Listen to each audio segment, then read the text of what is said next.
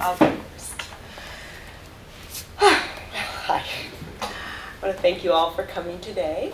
I'm Lisa. I'm Ralph and Pat's older daughter, but I'm their middle child. So, as the middle child, I think I felt it was my duty to give them the most grief I could possibly do in my teen years. And now that I have survived 3 teenagers and am working on one, I want to say to my parents, I'm so sorry. I also want to talk about the wonderful gifts that my parents gave me. My mother instilled in me a strong importance of family. My walls are covered with my children's pictures, as her walls and shelves and cupboards were filled. I cherish certain family rituals, as she did. I love to create things with my hands. That's something else she taught me. She got so much pleasure from making things. David talked about the stained glass. She could have sold it. It was so beautiful, but she gave it to family and friends. And that was what brought her pleasure. She knitted, she embroidered, and it was all a gift. I have a photo album in the back for her, and there's a page with granddaughters and great-granddaughters wearing a dress that she knitted for them. So that was just a wonderful thing that she passed on to me. Yesterday and this morning I was cleaning up from a soccer party.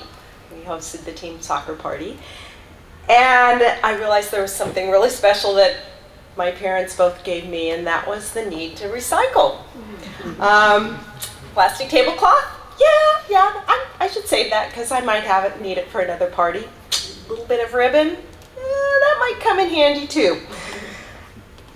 As David and Annie went through their house, we found all those special things that they had saved. The boxes and boxes and boxes, and the bags of ribbons, and little pieces of wood that someday might come in handy.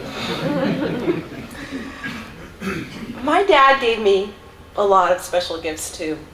He had a love for languages. In all his travel, he was able to acquire a lot of languages, and I got that knack. We lived in Sweden when I was young, and I don't remember a whole lot, but he and I would sing little songs that I had learned, and that would, I'd remember what those particular words meant. And then we'd laugh about the faux pas that he or I would make in German or French, and it was just something fun that we did. And Russell talked about his humor and his love for word plays and things like that. And one thing he did was to sing little ditties to my mother. Little songs from the past, but he changed the words. And it would drive her nuts. But we'd laugh at it, and we thought that was great. The puns that he loved. It just instilled a sense of humor in me. And whenever I would send a greeting card, I couldn't buy a schmaltzy one. It had to have some kind of humor in it. There was one thank you card that I sent to him that had several donkeys holding hands on the front. And when you open it up, it was a thank you card, but it said donkey chain, which was the play on donkey shoon. And I have another thank you card, and I just never had an opportunity to give it to him, but I think he would have really appreciated it. So this is a picture of Joe's fleece and bar, and there's a bunch of sheep, inebriated sheep. And it says, if you drink, don't herd, call 1-800-COLLIE. And on the inside it says, many, many taint yous. So I really appreciated that. And as my dad became more proficient in emailing, I would frequently get emails with the subject line, new pun. one of his favorite stories, and it's become one of mine, is a story about a group of chess players who were meeting at a hotel for a convention. And all of a sudden it started getting a little bit warm in the room.